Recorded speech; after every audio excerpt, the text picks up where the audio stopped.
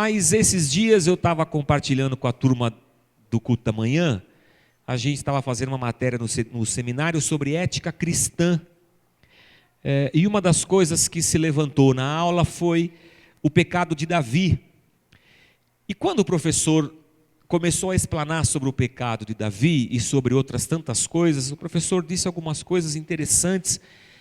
E naquela aula uma luz acendeu na minha cabeça a respeito de uma nova série que a gente podia fazer aqui na igreja. A gente já tinha acabado a série de Gálatas e uma nova série apareceu na minha mente. Porque o professor dizia assim, que a Bíblia é um livro de histórias.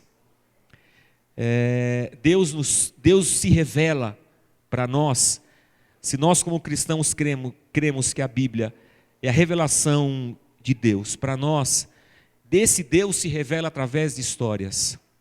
E dizia o professor, a maior parte do texto bíblico, ele é uma narrativa, ou ele é uma poesia, a maior parte. Então Deus quis se revelar ao homem, e como Deus se revelou através da palavra, e como essa palavra se manifesta através de narrativas e histórias. Nós, pastores, teologizamos, os nossos sermões são planilhados, tem uma ideia original, tem um desenvolvimento da ideia, ponto 1, ponto 2, ponto 3, encerramento, a gente sistematiza a coisa. E Deus, quando se revelou, não se revelou através de um sistema teológico, ele se revelou através de histórias. E quando o pastor falava isso, pastor, professor Israel, eu falei, rapaz, brilhou na minha cabeça assim, deixa eu te contar uma história. E me deu vontade de fazer uma série de pregações, só contando histórias da Bíblia para você. E a gente tentar olhar nas histórias que Deus contou para nós, como é que a gente aprende através delas a fé, a esperança, o amor, a família, a vida, o perdão e tantas outras coisas das quais nós carecemos no nosso viver diário. Então hoje eu vou contar uma história para vocês. E que o Senhor nos ajude para que dessa história a gente possa tirar lições importantes e preciosas para nós. Amém? Então, que livro que a gente vai estudar nessa série? Vários. Nós vamos passear pela Bíblia de cima a baixo. Nós vamos falar de Jonas, vamos falar de Noé, nós vamos falar de Jesus, nós vamos falar da Bíblia. Acho que vai ser legal, irmão. Se eu fosse você, eu vinha bastante à igreja. Quando a mulher de Urias soube que seu marido havia morrido, chorou por ele. É o que nos diz a Bíblia. Passado o luto, Davi mandou que a trouxessem para o palácio. Ela se tornou sua mulher e teve um filho dele. Mas o que Davi fez desagradou ao Senhor. Vamos dar uma pausa nessa história aqui. A mulher de Urias era um cara. Tinha uma mulher, ele morre e a mulher fica viúva. O rei Davi, o homem segundo o coração de Deus, percebendo que a mulher estava viúva, ela era muito bonita, ele quis casar com ela. E é totalmente permitido pela lei que a viuvez seja resgatada e ela então se casa com Davi. Aliás, um conto de fadas, uma plebeia, que agora é a rainha. Lindo. Até aqui, irmãos, tudo permitido, tudo certo, mas o texto fala que isso desagradou ao Senhor. Para ter desagradado a Deus, é que deve ter alguma coisa nessa história que não está bem contada. Então entendamos, Davi era um menino. Vivia com os pais. Acontece que Israel tinha um rei, chamado Saul. Saul era o rei de Israel. E a grande questão aqui é que o reino passava de pai para filho. É assim que deveria ser, como é assim em qualquer reinado que se tenha sobre a face da terra. O nosso imperador foi Dom Pedro I, e quando ele passou o cetro, ele passou para Dom Pedro II. Não teve Dom Pedro III, nós ficamos só no segundo, porque nós declaramos república e a gente acabou com o império. Mas, por exemplo, a Inglaterra tem rei até hoje, a rainha Elizabeth, é a rainha da Inglaterra. O próximo rei vai ser o filho dela. Me disseram hoje de manhã que ele já abdicou, e que vai ser o neto, o príncipe William, será o próximo rei da Inglaterra. E o filho do William vai ser o próximo rei da Inglaterra, não só da Inglaterra, mas como de todo o Reino Unido. Porque o reinado é assim, vai de pai para filho. A questão é que Davi não era filho de Saul. Davi era um plebeu. Só que Deus quis um rei para Israel. E Deus escolheu Davi. Essa história começa bem. O profeta vai na casa de Davi, foi assim que Deus mandou. E os profetas eram homens muito, assim, levados em conta naquele tempo. Não era esse forfé de hoje em dia. O profeta chegou lá e falou: vim ungir teu filho para rei. Já era um... Meu, que é? O rei é Saul, cara. Como é que... Mas tudo bem. Ele olhou todos os filhos, não está aqui. O filho que Deus mandou eu ungir não está aqui. Eu só tenho mais um, mas é o mais novinho, é adolescente. Chama ele. Chamou, quando ele entrou, Deus falou: é esse. Aí ele é ungido. E aí uma confusão, porque o rei ainda estava lá, Saul. Saul começa a perseguir Davi, uma confusão. Quem conhece o texto bíblico sabe. A questão é que uma hora da Saul parte dessa para melhor. E ao longo dessa história, Davi já tinha se tornado um general dos exércitos de Saul. E Davi, então, reconhecidamente é elevado à condição de rei. Então não era para ser, mas foi porque Deus o escolheu. E Davi, como rei, tinha tudo, herdou tudo. E foi o rei mais aclamado de Israel. Até hoje a bandeira de Israel é a estrela de Davi. E tem um monte de gente que faz tatuagem da estrela de Davi, porque Davi foi o maior rei que Israel teve. E como naquela época os reinos se mantinham à força, e a força também cresciam, era comum as guerras, as matanças. Todo mundo saía para a guerra e tudo mais, e Davi era um guerreiro. Mas teve uma época que Davi não foi para a guerra. Ele já era rei, estabelecido, ele manda o general, e ele não vai, manda Joabe o general, ele não vai, ele fica em casa. Ele estava em casa, aí à tarde assim, tinha acabado de almoçar, o que eu vou fazer? Vou assistir a sessão da tarde. Quando ele foi na sessão da tarde, estava passando Lagoa Azul. Se fosse no meu tempo, era filme dos Trapalhões, isso quando era legal. Passava Lassie, pô, aí era triste. Lassie, eu queria morrer quando passava Lassie. Passava filme do Elvis Presley, esse também era legal, o Cancioneiro de Acapulco, sei lá o quê, esses também eram legais. Mas tinha uns que não dava. Flipper. Flipper. Não dava. Flipper era o pior. Aí Davi mudou de canal, foi para o SBT, estava passando Chaves, foi para a Record, ele falou assim, ele desligou a televisão, foi para a varanda, e quando ele chegou na varanda, bem na frente do palácio, tinha uma mulher tomando banho, ele viu ela pela janela.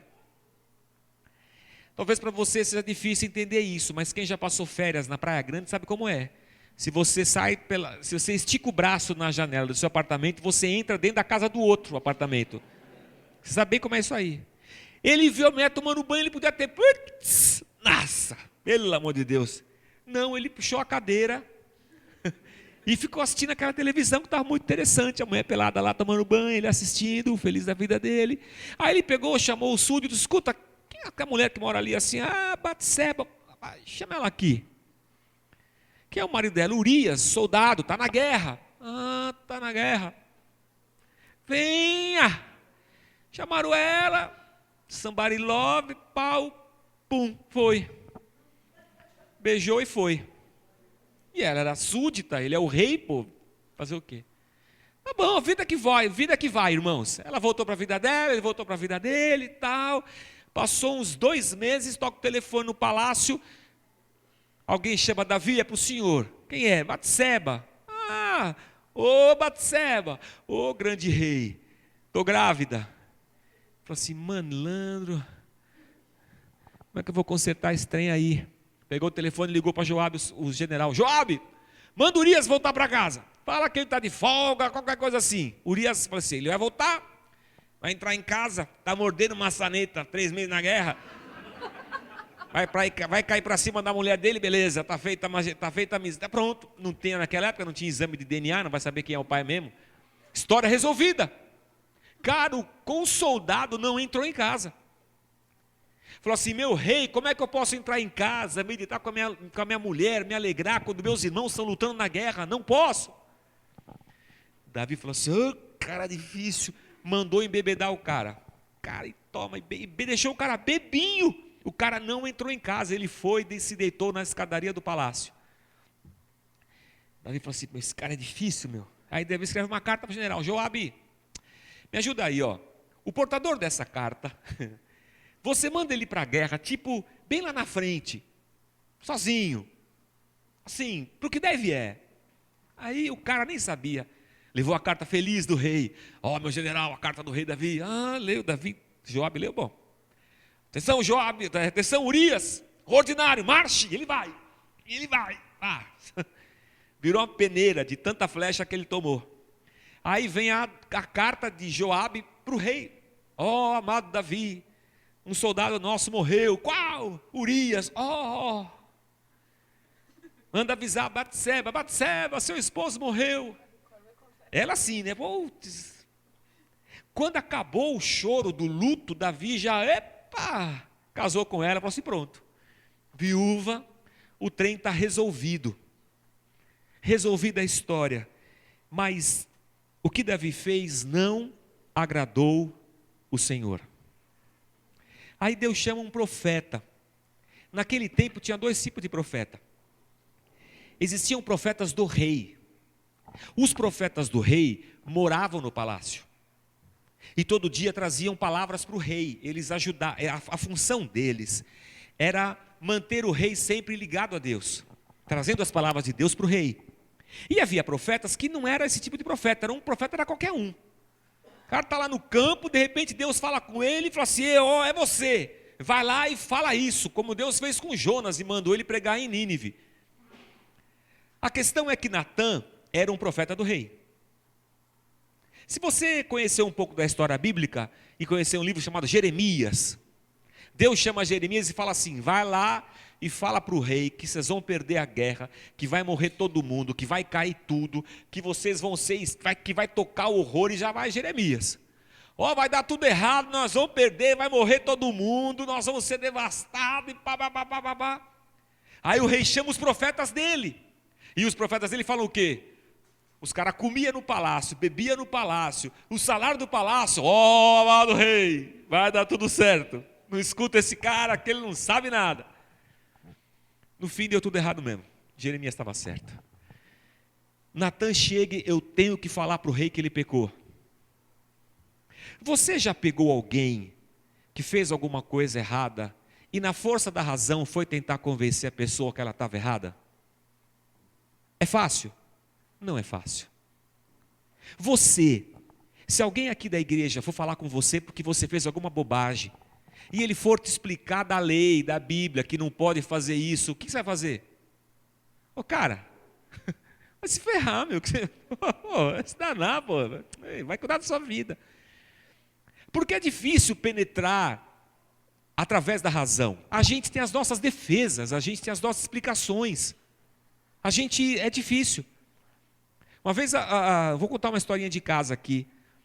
Eu comprei um suporte de escova de dente para pôr no banheiro, para pendurar as escovinhas das minhas filhas. Aí quebraram o suportezinho. Acho que elas nem lembram disso. Aí eu fui com as 3 do banheiro. O suporte quebrado. Quebrou. Aí eu falei assim: quem quebrou? Uma apontou para a outra. Eu falei: não, papai não está bravo. Papai é bravo, mas naquele dia eu não estava bravo. Papai não está bravo, só quer saber quem foi para a gente. Nós vamos comprar outro. Quem foi? Até hoje eu não sei quem quebrou, elas já esqueceram tudo mesmo e passou, é assim mesmo. A gente nunca aceita, mesmo que a gente esteja errado, a gente sempre rechaça. Por isso que é difícil mulher falar com o marido, que o marido está errado. Mulheres, quando você vai falar que seu marido está errado, ele te escuta? Escuta o caramba.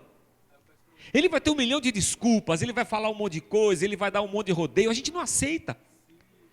Porque para a gente aceitar que a gente está errado, certamente eu vou ter que aceitar que o outro está certo. E dar razão para o outro é a coisa mais difícil que existe. Aí Natã tem que falar para o rei que ele está errado. Como é que Natã faz? Natã abre, pega as 2 tábuas da lei. Meu rei, pecaste.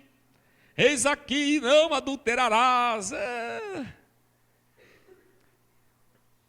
E o Senhor enviou a Davi o profeta Natã. Ao chegar, ele disse a Davi: 2 homens viviam numa cidade, um era rico e o outro era pobre. E o rei Davi, pois não.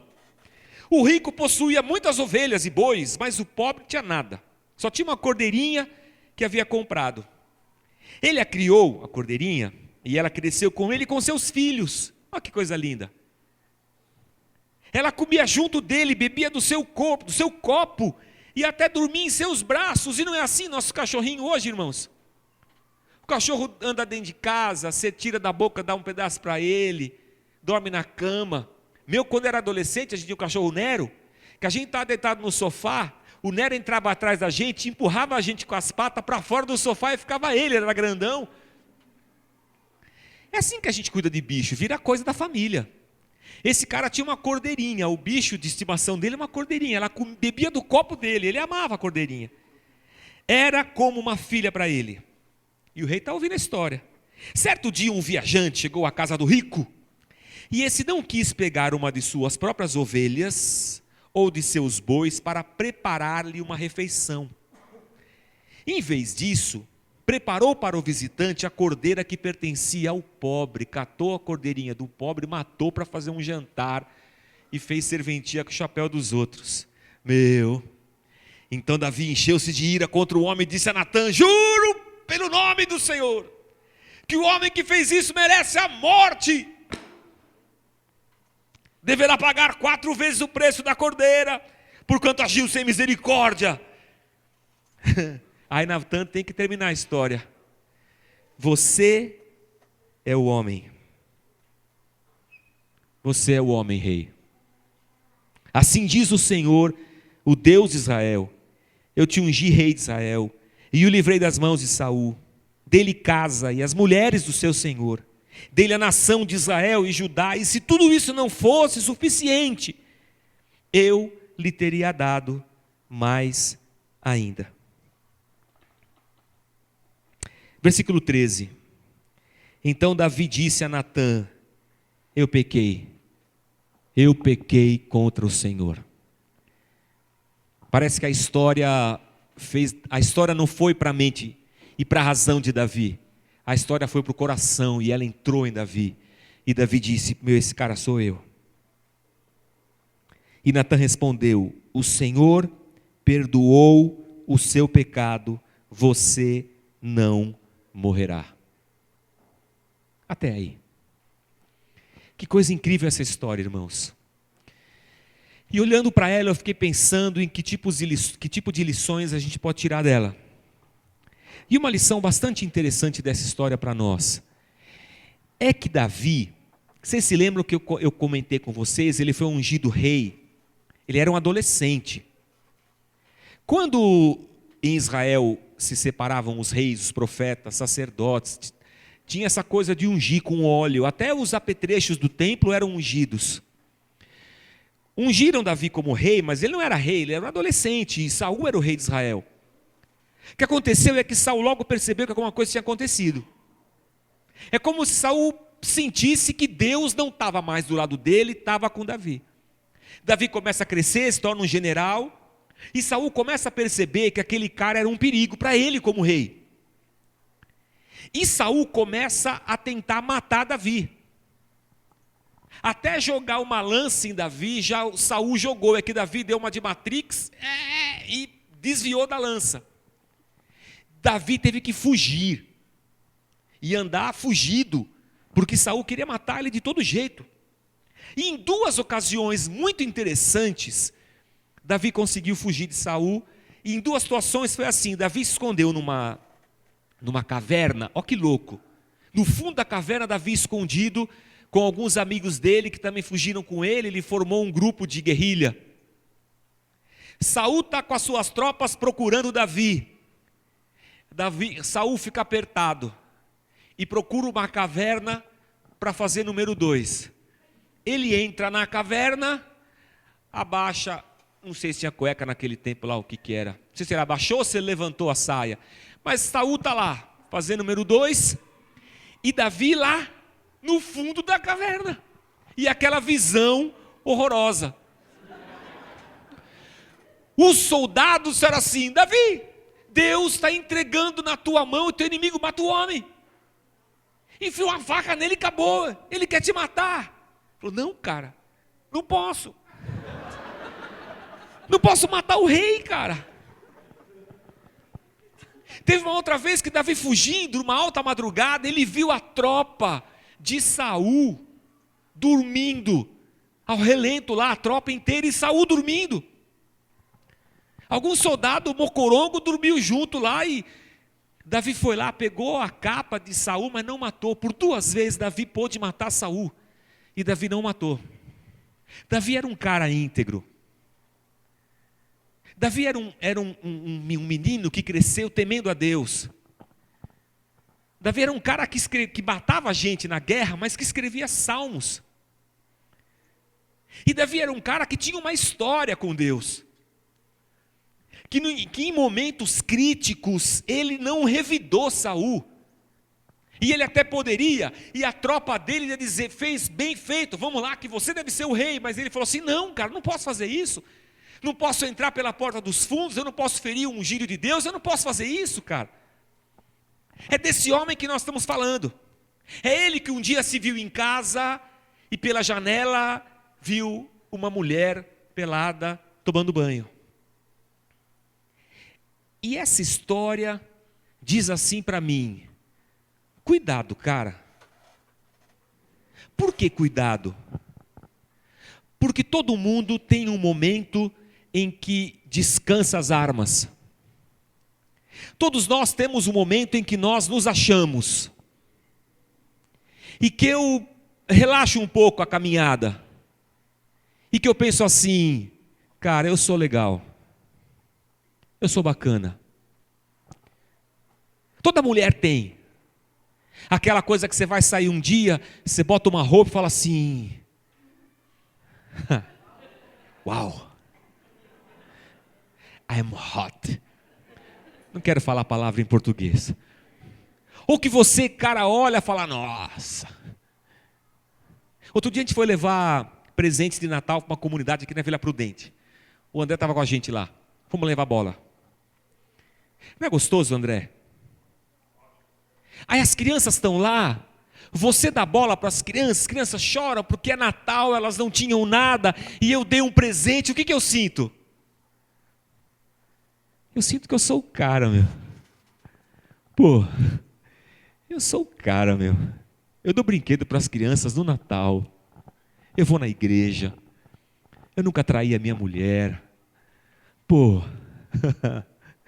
eu sou um cara honesto. Você percebe como sutilmente um certo tipo de arrogância, de altivez, de orgulho próprio vai dominando o coração da gente, e a gente perde a noção de que tudo o que temos foi Deus que nos deu. Você consegue enxergar em Davi um cara que começou a confiar em si mesmo?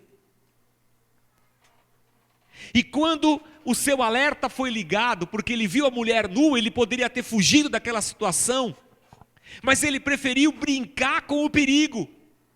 E por que ele brincou com o perigo? Porque ele é Davi. Eu não matei Saul, eu sou o cara. Eu não revidei contra ele, eu já passei por situações assim, e eu não fui vencido pelo pecado, pelo ódio, pelo rancor. Eu mato essa no peito. E naquele momento ele não fugiu daquela situação, ele ficou lá brincando com o perigo. Geralmente, quem é namorado evangélico sabe o que é brincar com o perigo. Namoro evangélico é assim: você começa a beijar, e assim, o beijo esquenta, irmão, não sei, dá um calor assim, aí esquenta,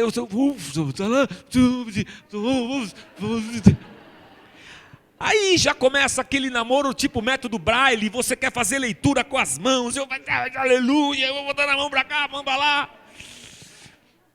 Aí você percebe que se você continuar ali, o trem vai ferver. O que você faz? Sai correndo, vai para casa, toma um banho gelado. Não fica sozinho, porque eu não vou conseguir segurar essa onda. O que acontece então, irmãos, é que às vezes nós confiamos em nós. Confiamos que já estamos prontos, que somos bons, que damos bola para as crianças, que vamos à igreja. A gente acha que nada vai acontecer com a gente. Nem coisas muito ruins, nem pecado. Afinal de contas, eu sou um cara bom. Quem aqui é um cabra da peste ruim pra caramba? Ninguém. Quem aqui é uma boa pessoa? Ninguém também. Vocês são o quê então? Vocês são nada, né? Quem aqui não tem mão? Ah, tá. Você seria capaz de dizer assim para mim, pastor, tem coisas que eu espero que eu acho que não vai acontecer comigo. Tipo um desastre, uma catástrofe, coisas que eu não espero que aconteça comigo, porque eu sou uma boa pessoa. E tem coisas que eu acho que só acontecem para gente ruim. Assim como cair, arrumar uma amante, não, comigo não, cara. Eu tenho uma índole, eu tenho um caráter, nunca isso vai acontecer comigo. Uma vez, eu como bispo, um dos meus pastores arrumou uma amante. E eu fui lá para resolver o bagulho, né? O bispo tem que resolver o bagulho do pastor. Fui lá eu. Eu fui desenrolar o bagulho, né? Já tinha enrolado, eu fui desenrolar o bagulho. Cara, é uma confusão. E a pessoa da igreja falou assim, ei, o senhor acha que o senhor nunca vai acontecer um negócio desse com o senhor? Eu falei, não, comigo não. É a primeira resposta que me veio à cabeça. Que bom que a gente acredite na nossa sinceridade. Mas para um pouco. Será que nós somos pessoas confiáveis? Deixa eu reformular essa pergunta. Se você abrir o Facebook, ou se você parar para conversar aqui, qualquer um de nós vai sentar o rei no governo. Na JBS, na RJB, no RGB, na Sadia, na Perdigão, em todo mundo, porque tem papelão na carne, porque tem cabeça de porco não sei o quê, porque os caras roubaram o dinheiro da merenda. Nós estamos dizendo que os caras lá são tudo um bando de picareta. E quando eu digo que eles são um bando de picareta, eu estou dizendo, eu não sou um picareta. Eu sou melhor que eles. Eu sou melhor do que eles. Se eu estivesse lá, eu não teria feito isso, porque eu confio em mim. E não confio neles. Eu sou uma pessoa tão confiável assim. Essa história está dizendo para nós que Davi talvez achasse que era. Por isso que ele brincou com o perigo. Afinal de contas, ele já tinha vencido outras vezes. Não é agora que vai me derrubar. E quando a gente ouve a história e entra dentro dela, a gente olha para dentro de nós mesmos e a gente se percebe um ser humano pecador e corrupto. Talvez em coisas pequenas, mas todos nós estamos suscetíveis. Mesmo que nós já tenhamos vencido em outras vezes, não significa que nós estamos imunes aos ataques de Satanás. O fato de sermos cristãos não significa que nós estamos cobertos e nós não vamos errar, ou não vamos fazer bobagem, ou não vamos pecar, nem fazer besteira. Não. O que esse texto diz para nós é que nós somos seres humanos e Deus não fez questão de esconder o pecado de Davi. Ele expôs e colocou na Bíblia para todo mundo ler. E eu vou dizer para você, se Davi, que foi Davi, o homem segundo o coração de Deus, pisou na bola, imagina eu. Eu não posso confiar assim tanto em mim. Eu preciso depender mais de Deus. Eu não posso confiar tanto assim na minha força, eu preciso depender de Deus. Eu não posso achar tanto assim que eu sou bom, eu preciso tirar os tamancos. Descer do salto alto igual diz no futebol. Eu preciso pensar assim, Senhor, tem misericórdia de mim, eu estou me achando muito bom. Eu estou me achando muito perfeito. Eu tenho que desconfiar disso. Porque eu sou um ser humano corrompido pelo pecado. E eu posso fazer bobagem. É por isso que a Bíblia vai alertar a gente, quem está de pé, cuidado que não caia. Se o teu olho te escandalizar, arranca ele, mano. Ou Paulo vai dizer para a gente, foge da aparência do mal. Não dá mole. É por isso talvez que esse texto esteja dizendo para a gente, maridos, Se uma sirigata qualquer lá no serviço fica dando mole, tipo, sai fora. Se ela vir com uma conversinha fiada ou qualquer coisa assim, você dá a linha na pipa e fala assim: para trás de mim, Satanás. Não precisa ser tão radical assim, mas tipo, cara, não dá mole, não volta a moleza. Tipo, ela vem assim: nossa, roupa nova. Tu já dá área e sai da... Ah, você também. Pronto, dei mole. Ela jogou, eu também joguei, estamos no joguinho. Ela encosta, você encosta, vai almoçar junto, pronto, deu mole. Está igual o Davi, puxou a cadeira para assistir. Cara, não confia em você, não entra nesse jogo, tu vai cair. Você vai fazer besteira. Porque falando agora friamente, e me desculpa falar isso no culto aqui da noite, sob a ameaça de você nunca mais voltar na igreja. Mas eu vou dizer, você não é uma pessoa confiável. Eu vou dizer para mim, eu também não sou uma pessoa confiável. Sob esse aspecto, nós não somos. A gente pode fazer besteira. É por isso que se a nossa confiança e esperança estiver num homem, ele vai fazer bobagem e você vai cair junto.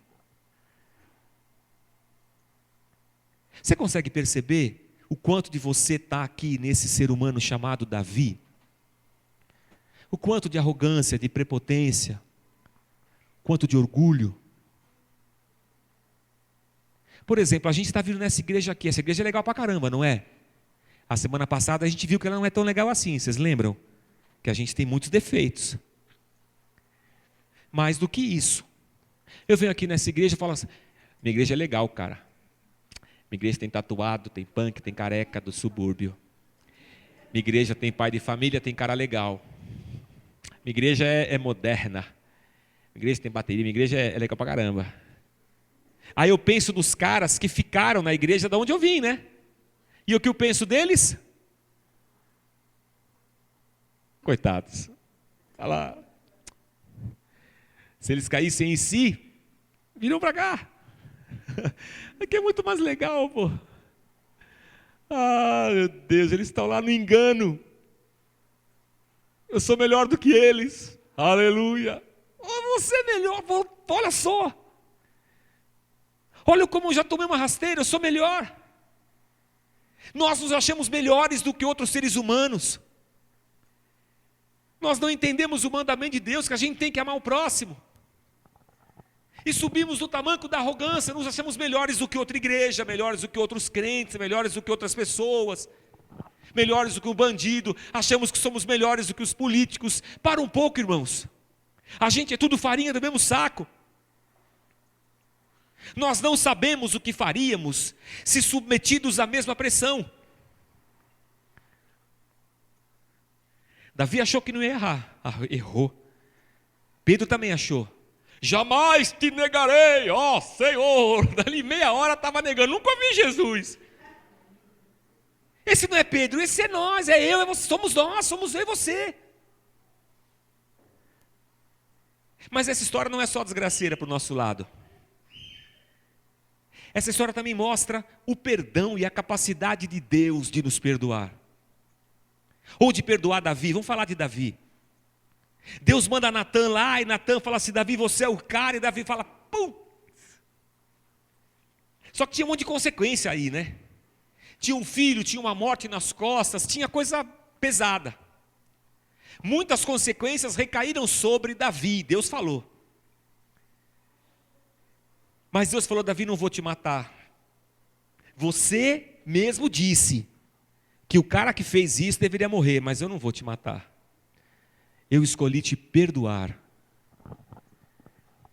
Tem umas pessoas para as quais nós negamos perdão. Negamos perdão. Tem pessoas que para o nosso conceito de justiça não devem ser perdoadas. Por exemplo, o goleiro Bruno. Esse não, o cara quer ficar preso até apodrecer. Não é assim que a gente pensa, irmãos? Tem que ficar preso até apodrecer. É assim que a gente pensa. Aí Deus olha para Davi e fala, Davi, não vou te matar. eu escolhi te perdoar. Assim como um dia Deus olhou para nós, para mim e para você, e disse: eu não vou te matar, eu vou te perdoar. A sentença de Davi para ele mesmo era a morte, e o salário do pecado é a morte, diz Paulo aos Romanos. Mas o dom de graça de Deus é a vida. Todos nós estávamos condenados à morte por causa do pecado. Na melhor das intenções, a gente faz bobagem. E a resposta das bobagens para nós é a morte. Mas Deus fala assim: fica tranquilo. Aí Deus encarna e desce até esse nosso estado caótico de vida. E esse Deus encarnado vai até a cruz e morre no nosso lugar e fala assim: deixa comigo, eu morro no seu lugar. Você não vai morrer, fica tranquilo. Eu vou pagar esse preço por você na cruz. Foi isso que Deus fez por nós. Essa história mostra a natureza do homem, a minha e a sua, corrompida, decaída. Essa história mostra que nós não somos melhores do que ninguém. Essa história mostra que a gente não pode confiar muito na gente. Essa história mostra que a gente deve andar de joelhos. Essa história mostra para nós que nós devemos buscar ao Senhor todo dia. E que nós temos que confessar as nossas tentações, para que a gente não tenha que depois confessar pecados consumados. Que todo dia as nossas fraquezas devem ser colocadas diante do Senhor. Que a gente não pode brincar com o Satanás e com os seus ardis e com os seus laços. A gente vai cair. Mas na medida em que nós reconhecemos a nossa fraqueza, o poder de Deus se aperfeiçoa em nós. É à medida em que nós nos quebrantamos diante do Senhor, dizemos: Senhor, sou eu nessa história, me perdoa. É à medida em que nós andamos assim, que nós somos fortalecidos pelo Espírito. Mas essa história conta para nós de um Deus incrível, capaz de perdoar, e ao invés de morte, Ele pagar com vida. E é isso que Deus tem feito conosco. Capaz de falar assim: Davi é um homem segundo o meu coração. Essa história está dizendo para nós que Deus não está atrás de um monte de santo do pau oco.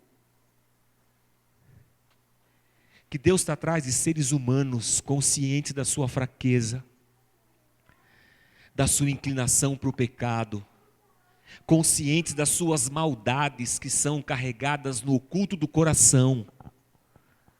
Seres humanos conscientes, capazes de se dobrar aos pés da cruz e de falar: Senhor, se o Senhor não me ajudar, eu vou pecar.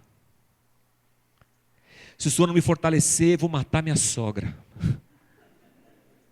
Se o Senhor não me der força, eu mato meu marido, Senhor. Deus, se o Senhor não me dá graça, eu vou pegar essa secretária. Deus, se o Senhor não me fortalecer, eu vou enforcar esse cara do louvor, só um pouquinho, porque ele erra todas as músicas, ele não ensaia, ele não chega sempre, ele nunca chega na hora, eu vou tirar esse cara da equipe. Se a gente não tiver a capacidade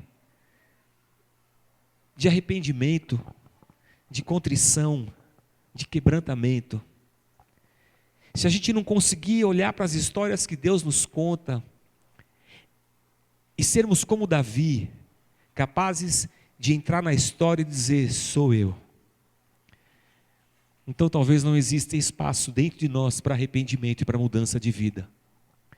Deus quer transformar a cada um de nós em pessoas melhores. Deus quer transformar a cada um de nós. Isso demanda tempo, esforço, e isso dói. Dói no nosso ego, no nosso orgulho, porque reconhecer e aceitar é alguma coisa que é contrária à nossa natureza. Mas hoje Deus está aqui para te perdoar, para me perdoar. Hoje Deus está aqui para dizer: não vou matar você, eu vou esticar a sua vida, eu vou agir com misericórdia, porque eu tenho um propósito, e Deus tem um para cada um de nós.